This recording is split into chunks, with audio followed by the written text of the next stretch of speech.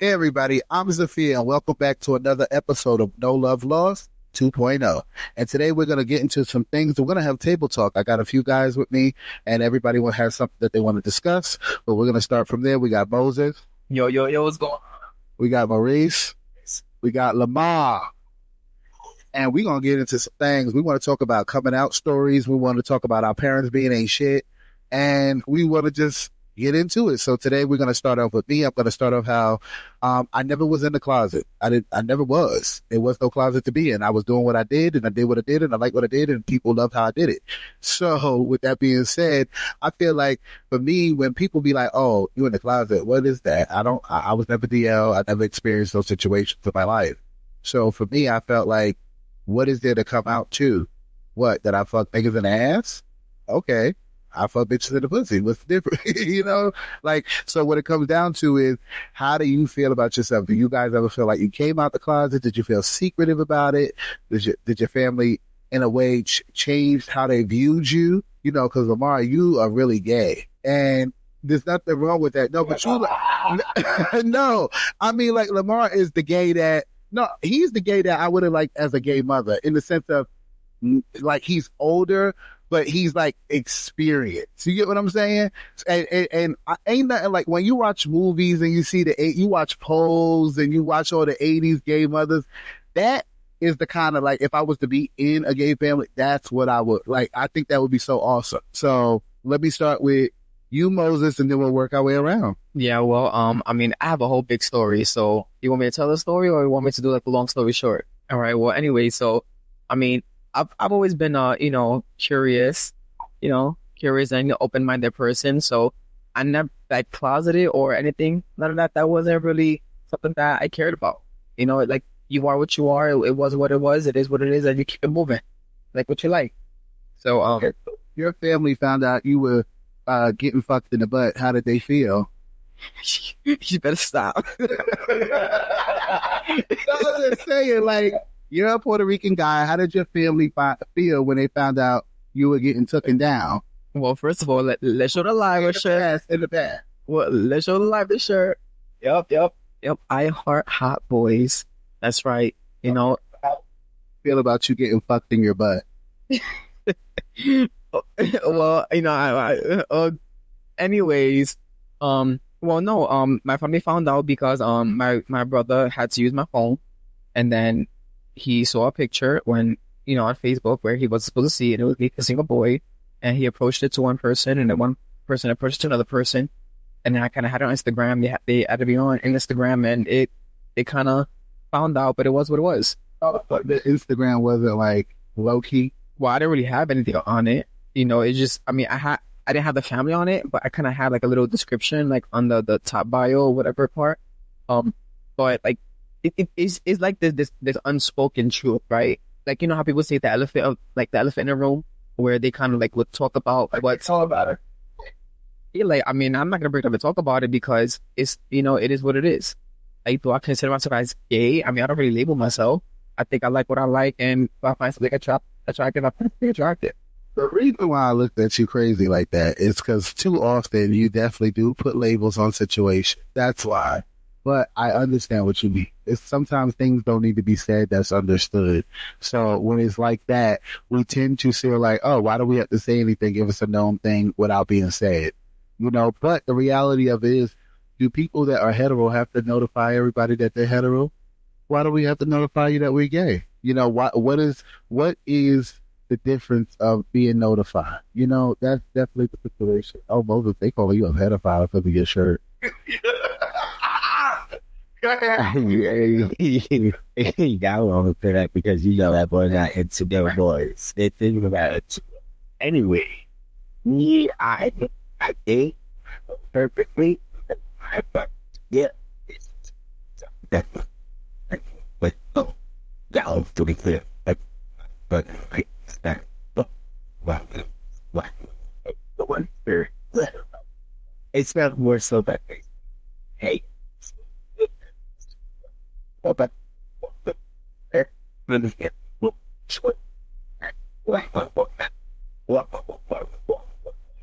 people don't find that gal you that other chick. But so that tell me. Once you say it, it's acknowledged out loud. But sometimes they can't think that. Like for me, like I just said, I used to break my boyfriend home, and my parents knew that. And my boyfriend rode in the car with me, my dad, to my high school graduation. But basically, until I said it out my mouth, they feel like it was a secret. But I said, "What do you mean it's a secret? Our actions speak louder than words. So what action, other than just the word? Hey, Well, I start moving. You know, of myself. At the time, I think that myself bisexual. I was doing both. And what I know. So, there. But it's like, you like right now. It's just mass. Fine. If I put the length, that's, I'm not.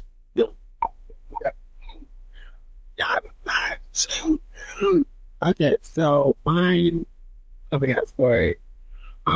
But basically me figuring out why I was without, I was 15. I mean,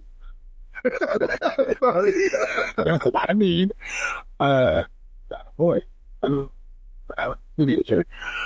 My parents, yeah, I told them they didn't take it so well. My dad, he was like, mom, it took a minute.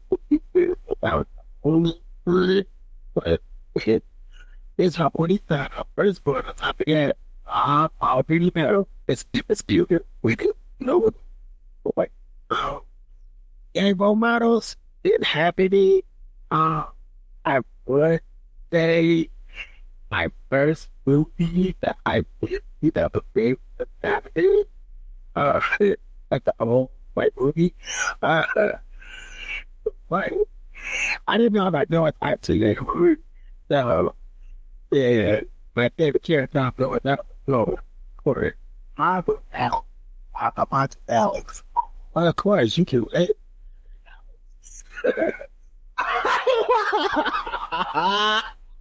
and that's why that's the queen, because that's how queens act. They try to read. So basically, I think that what it comes down to is you have to do what works for you. I think a lot of the times that we try to sit here and find the narrative of what people want us to be and how we want to be. But what it comes down to is if you don't live in your truth, you're lying to yourself. And every day that you look in the mirror and you lie to yourself, you're an idiot to the person. Because how do you sit here and face yourself and knowing that you're lying to who you are? I feel like everybody has the right to they want to do. You know, as long as you're not hurting nobody. And, you know, whatever you do in your bedroom is your business. I don't think anybody needs to know about it. And I don't feel like it has to be something announced. You know, like I said, do people that are heterosexuals have to announce it? No, they don't. They just are what they are.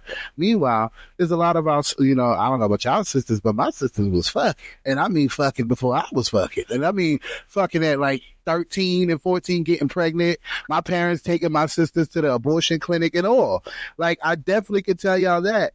And for me, I was a kid. I didn't know what that meant, that what my sisters were doing, jumping out windows and stuff. I can honestly tell you, I never did any of that. I walked out the front door. Like I said, I'll be back. I'm leaving. And I don't know if it was like that because I was a boy, because I don't know if my mom moved like that because I was a boy, because she had 4 daughters before she hadn't. So maybe she felt like, but then also they're older than me. So it comes back to what I say is sometimes your parents don't know how to parent you anymore, because not particularly you because you're the oldest, but being a middle child like you and me, you are in child. You know, with all that, you definitely could understand that who your parents are to their oldest is not who they are to their younger. Because sometimes your parents will be better parents to the younger version of y'all. Y'all can all have the same daddy, same mama, not. And your parents are better parents, better mothers, better loving on their children, better doing it better. And then sometimes you have the fact that you have parents who just don't know what the fuck they doing. And they going by what society says is wrong. Do you think that what responsibility is put on the first child versus the middle child? Because for me, the middle child, y'all basically, like, a lot of people radar. I don't think we fly underneath the radar per se, because trust and belief, I got in trouble more than probably any of my siblings. But I think that we definitely get less attention than the other children in different ways, because it was more so we didn't get the same at least in my brother, my older sister have me older. So it was more so I didn't get that emotional coddling that they did. I didn't get the type of loving and support that they did, or I didn't get the type of discipline that they did either, because they definitely got more less harsher discipline than I would say. I wouldn't say that I got the worst of the worst, because I know people that didn't do like real terrible shit. But in my situation, I did get more just harsh. Okay. I love to hear the honesty about how you guys feel about different situations that y'all have been through. I think for me, I wasn't disciplined. I just wasn't. Discipline. I was not that. That wasn't something that my mother really did with me. I felt like my mother always wanted to. Oh, she had 4 girls. She had.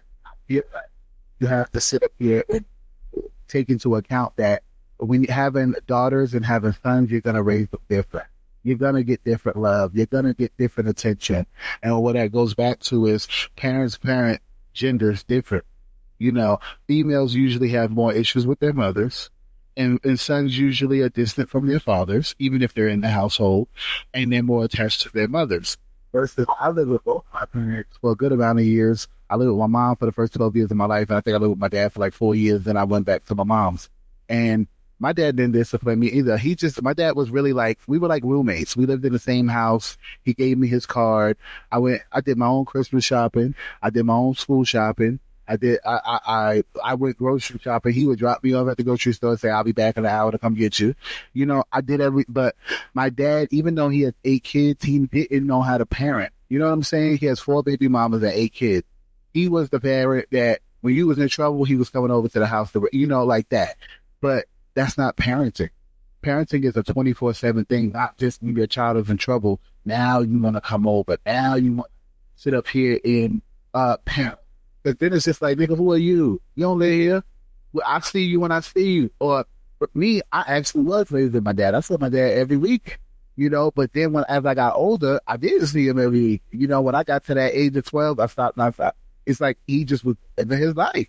And that's a lot of the times the issue is that parents, especially dad, will have all these kids and leave.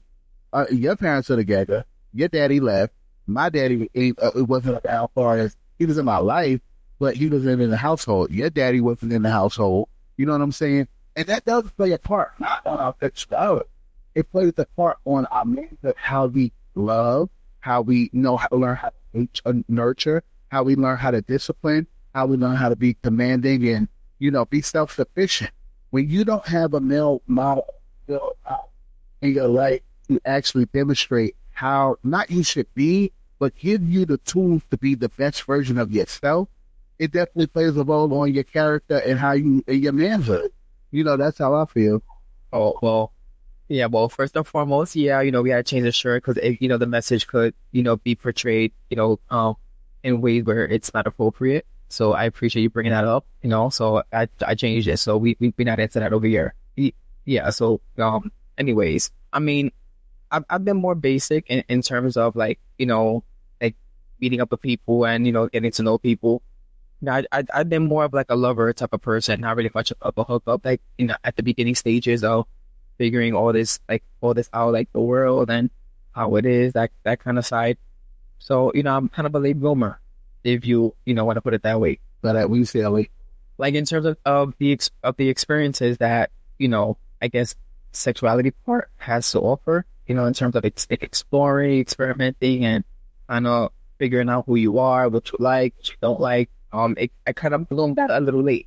I didn't have people, I didn't have like really friends, like that much in high school that was kind of, a part of that little area, that little, time, or social, like social media or word of mouth that, cause like, oh, this activity is fun, or this activity is fun, oh, let's do this, let's do that.